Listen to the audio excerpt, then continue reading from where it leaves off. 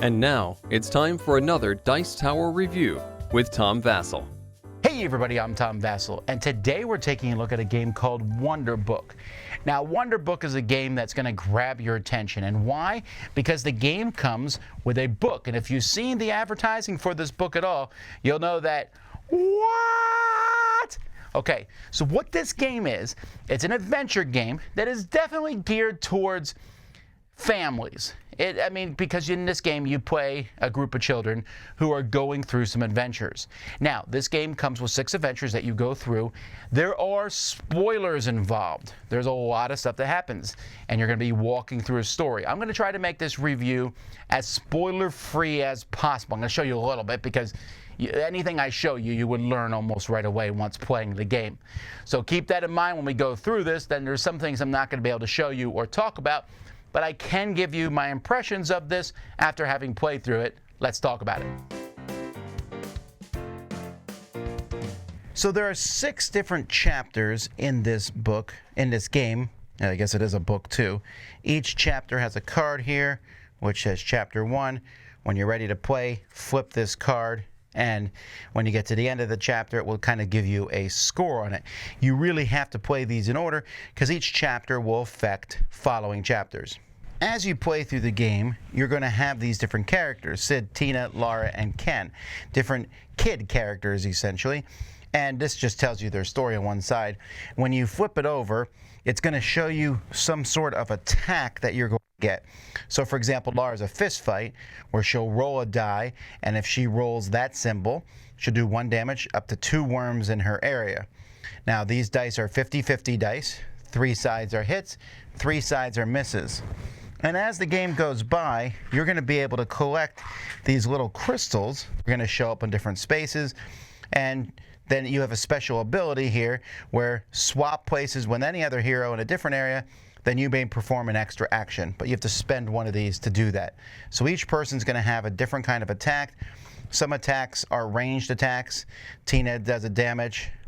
And if she rolls a hit, she can do damage to a worm in her area or an adjacent area, and someone can recover a hit point. Everybody has the same initial starting skill where they can lose a hit point. You have a certain number of hit points you'll start with, and you can lose a hit point to re-roll all the misses that you have. So each player is going to get these, and they're going to be playing through a scenario.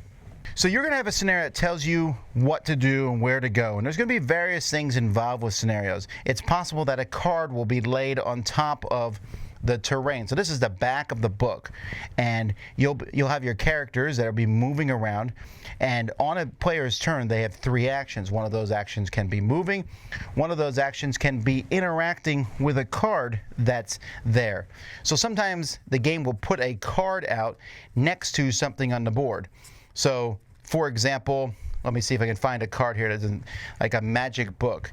And this is here. This is the magic book. And you put this here. So if you're here, you would interact with this card. You flip it over, and you do whatever it shows on the other side. And so there's going to be various things like that that will show up. Like, here's a beehive that's sitting here. And so players can do that as an action. They can move it as an action. And they can fight using the dice like I already showed you. Now, after all the players go, then these go. These are worms. There's really only 1 bad guy in this game. There might be more bad guys than that. I don't want to spoil it too much, but these are the only miniatures that come with the game. And they have a deck of cards, and your scenario might add more cards to this deck, but you'll flip this over. And so this is actions on it. This means each thing on the board takes an action. So moving is an action, and then attacking you, which always does 1 hit point as an action. So this will be 1, then 2 damage, and then 1, 2, and a damage, and then 1 and 2 damage, and 1 and 2 damage. And they usually go after the nearest person. And then this will bring more in, and you'll notice one of them has a white ring that's only in the certain player count games. And you have kind of a limit of how many can possibly be in a game based on the number of players in a game, and they'll usually show up. In this case, they'll probably show up at this portal in the middle. And so there's various cards about bringing people in and then how many actions they get. If somebody is knocked out, next to the board you're going to have a bunch of these hourglasses. Most scenarios start with 5 up and 5 face down. Every time one of the heroes is knocked out, you're going to flip one of these face down, and then next turn they come back fully healed. So not too bad, but if they ever all go face down, you lose. There's a lot of actions and things that will turn some face up too, so you can go above 5. And in fact, your score at the end of the game is based on how many of these are face up. And that's basically it. You're going to go through, you're going to make decisions, things are going to happen, and I can't say much more without spoiling the game. So first of all, I want to talk about the insert. The insert's really well done. It's a really good insert. The dice are really good quality dice. The game actually comes with 2 geek boxes. These are the little snap boxes that this company makes. DVGOchi makes these. So you have one for your health and one for these. The miniatures for the characters are really nice. You might want to paint them, but they have these little snap colors for the bases to tell them apart. I like the cards. All the decks work here. The cards are also numbered at the top. It's hard to see these numbers because if you want to reset the game when you're done, you just put them back and then they slide in here. And I have gone through all these decks, so I know that it's not tremendously difficult to put them back in. The whole centerpiece for the game is the book. Now, I'm not spoiling anything by opening this book here, but you can see here a giant tree comes out of it. I'm like, come on, that's really cool. Now, there are other things that can pop out. You'll see tabs around here, and there's different tabs, and I don't want to spoil what happens when you pull those tabs out. I also want to point out that this giant treasure chest comes with the game, and there's something in here, but I'm not going to spoil that either. But this is kind of a cool sequence, and there's when you pull this out. So, for example, there are 6 missions in the game. The latter 5 use the inside of this book to some degree, and then the first one you just uses the back of the book. So that's kind of a cool thing, and it's a centerpiece, and if you don't like that, then you're really not going to want to play this game. This story is kind of a typical fantasy story of, hey, it's some kids, and they're drawn into a portal, and there's fantasy creatures and bad guys. The bad guys are a little generic-y. They almost remind me of like the bad guys you might fight in, a video game that just keeps showing up and you take them out. So, this story, I hesitate to say this is not a game that adults could play, because you could go through the story. You're just playing as a bunch of kids, and so you can get into that. My kids and I played through this, and they were, we kind of went through as a group, and even they were like, man, these kids are not, they're so little, why are they doing this? I'm like, they're only a little bit younger than you. But I digress. So this is a story type game. You're going to play through, if at best, like if you never lose, you'll play through 6 times and then you're done. But each time is a minimum of an hour, maybe more, and you could go back and replay through it if you want to. But let's talk a little bit about the game itself. So the system itself is pretty simple. You have those actions you take, you can move, you can interact, you get to fight creatures and do different things. And it's a fun adventure style type aspect. I'm like, oh, I'm going to go fight these guys. You go pick up that gem over there so that you can use your special ability. I'm going to take these guys out. More are going to keep coming, but go interact with the beehive or whatever it is, and let's try to figure out the next thing in the game.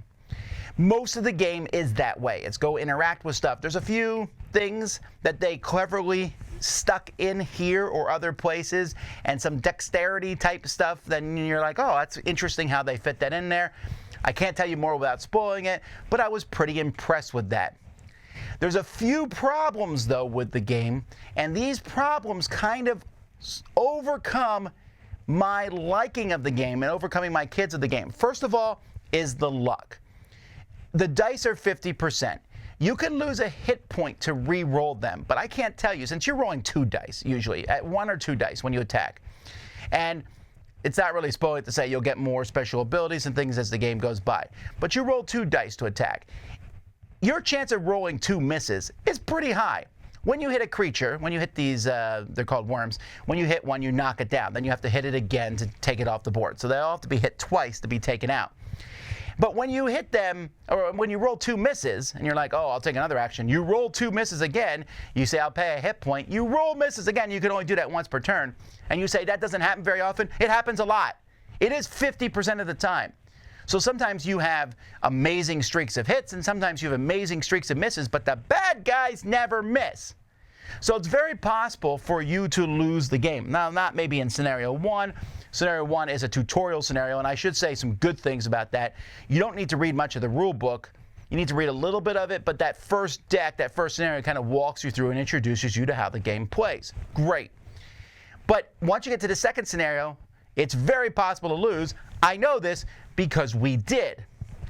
Now, that's not a horrific thing in and of itself. I mean, games don't necessarily need to be super easy. But every time we've lost in this game, we have not once thought we made poor choices. We thought we just rolled poorly. But that leads me to my second problem. This game has the Groundhog Day problem. And that is that once you've seen it, you've seen it. Yes, there's the possibility that you can go through the cards a different way. Yes, there's the possibility that you can know, there's multiple endings and things like that. And there are these keywords that the game will give you. You write down a keyword, and then later on it will say, what keyword did you choose?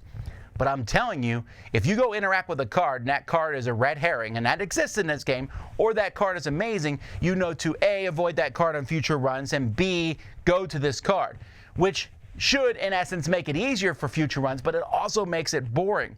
When we got near the end of a scenario, and then we died and had to restart, our spirit was gone. We didn't want to go back and play through the story and be like, oh, look, it's so-and-so, look at this. It just felt like that was too much stuff to reset. And that's not that fun. It's okay if you reset a scenario. I played a lot of dungeon crawls where when you reset them and then things are different. Everything plays out differently. Everything's going to play out pretty much the same.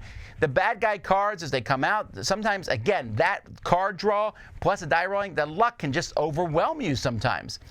And it's not fun to lose a game because luck overwhelmed you and then have to go back through the motions again. I would rather the story complete either way and you go on to the next story. And then you win or lose. Maybe you go into the next story with a slight disadvantage for having lost or what have you. There's not enough ways to mitigate the dice, in my opinion. And there's just sometimes the luck just because there's so... a few die rolls can really sink you. If there's a bunch of bad guys on the board and you're like, let's clear them out, and you all roll dice and you miss them, they're just going to wreak havoc on you next turn. And you could lose 3 time things. And I didn't love that part of it. But I can see some people really enjoying this. So I'm being very cautious. This is not a bad game. I had a lot of good times playing it. I think the production values are really well done. DV Jochi did a good job. I think the story is pretty interesting. I mean, there's a lot of generic stuff in the story, but I thought the story overall worked well. And the game system itself, other than the extreme luckiness of the dice, I liked. I think it all worked well. And the way they used this pop-up book was pretty cool. And there's surprise in here I didn't expect. For me, using the back of the book, I didn't even notice because we're playing a game. They like flipped the book over, and I was like, what? Our first board's over there. But all that set us together, it made for a slightly unsatisfying experience because I think for younger kids, who a lot of this seems geared for, when you lose because bad die rolls, that's very demoralizing. And adults might be slightly frustrated by the lack of control that you have, and who wants to go back through and play the same scenario again. I really wanted to like this more than I did. I enjoyed it. It just felt unsatisfying and a bit of a slog at times.